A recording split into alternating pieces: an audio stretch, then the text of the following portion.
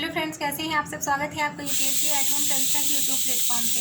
हम जो UPSC UPPCS की मेंस आंसर राइटिंग कर रहे हैं, जिसमें हमारा जो टारगेट है डेली 5 क्वेश्चन की आंसर राइटिंग करने का, उसी सीरीज़ में हमारा क्वेश्चन है जीएस पेपर 4 से। इसको हम देखेंगे कि शासन, सुशासन और नैतिक शासन शब्दों से आप क्या समझते हैं।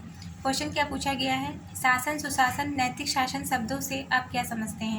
ये क्वेश्चन हमारा पूछा गया है यूपीएससी 2016 में। ये हमारी जो सीरीज़ चल रही है यूपीएससी यूपीपीसीएस के पीवाईक्यू पे बेस्ड है, जो कि करंट के साथ अपडेट करते हुए आप लोगों को कराई जा रही है। आप लोग चाहें तो इस सीरीज़ के माध्यम से अपनी मेंस की तैयारी को और बेहतर कर सकते हैं। जिन भी लोगों को हमारी सीरीज़ की पीडीएफ चाहिए, वो हमारे टेलीग्राम हैंडल प्रविशा एलकेओ पर मैसेज कर सकता है और पीडीएफ को प्राप्त कर सकते हैं। तो सबसे पहले हम इसका इंट्रो देखेंगे। इंट्रो में क्या बताया गया है कि शासन, सुशासन और नैतिक प्रशासन एक प्रशासनिक निरंतरता की 3 अवस्थाएं हैं। ये न केवल राज्य की कार्यशैली को दर्शाते हैं, बल्कि जनहित, पारदर्शिता और जवाबदेही और नैतिक मूल्यों के स्तर को भी परिभाषित करते हैं। तो ये हमारा इंट्रो हो गया। अब हम देखेंगे कि शासन, सुशासन और नैतिक शासन क्या है। शासन मतलब गवर्नेंस, इसको हम देखेंगे। नीतियों के निर्माण, क्रियान्वयन और संसाधनों के प्रबंधन की प्रक्रिया है। विधायिका, कार्यपालिका, न्यायपालिका, नागरिक, समाज एवं निजी क्षेत्र की भूमिका। इसमें क्या बताया गया है कि यह जो है, यह प्रशासनिक निर्णय लेने, नीतियों को बनाने और संसाधनों का वितरण करने की एक प्रक्रिया है।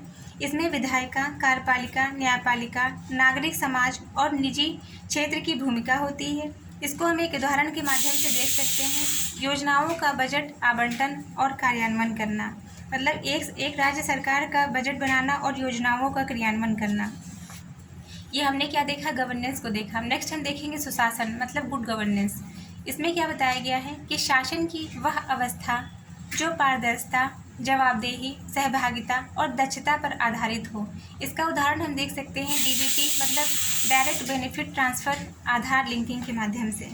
इसमें क्या बताया गया है कि यह शासन की वह अवस्था होती है जो पारदर्शिता को, सहभागिता, जवाबदेहिता और दक्षता और प्रभावशीलता जैसे तत्वों को शामिल करती है।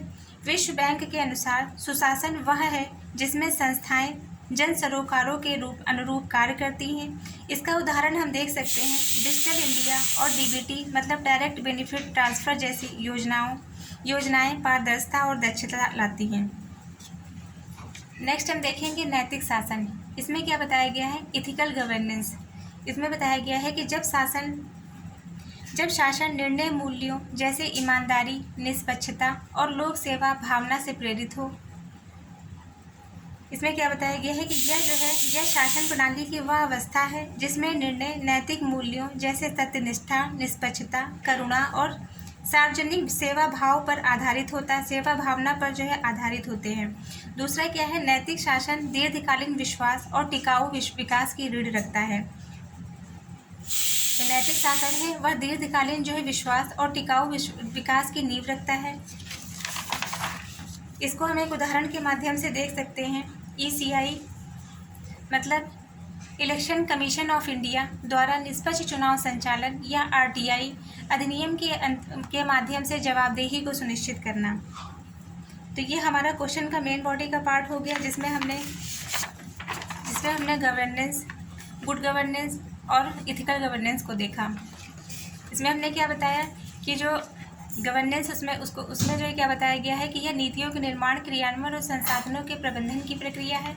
गुड गवर्नेंस क्या है, यह शासन की वह अवस्था है जो पारदर्शिता, जवाबदेहिता, सहभागिता और दक्षता पर आधारित होती है। फिर इथिकल गवर्नेंस क्या है, जब शासन निर्णयों, मूल्यों जैसे ईमानदारी, निष्पक्षता और लोक सेवा भावना से प्रेरित होता है। तो ये हमारा क्वेश्चन का मेन बॉडी का पार्ट हो गया। अब हम इसका कंक्लूजन देखेंगे। अतः निष्कर्षतः यह कहा जा सकता है कि शासन की गुणवत्ता ही लोकतंत्र की शक्ति होती है। जब शासन पारदर्शी, उत्तरदायित्व और नैतिक होता है, तभी उसे सुशासन की संज्ञा मिलती है। तो ये इसी के साथ हमारा ये क्वेश्चन कंप्लीट होता है। इसको हम एक कोट के माध्यम से कंप्लीट करते हैं कि संथानम समिति में कहा गया है कि सुशासन केवल कुशल प्रशासन नहीं, यह एक नैतिक जिम्मेदारी है। तो ये हमारा क्वेश्चन कंप्लीट होता है, जो कि हमने लिया था जीएस पेपर 4 से। आप लोगों को हमारी जो ये मेंस की सीरीज़ चल रही कैसी लग रही है, हमारे कमेंट सेक्शन में ज़रूर बताइए।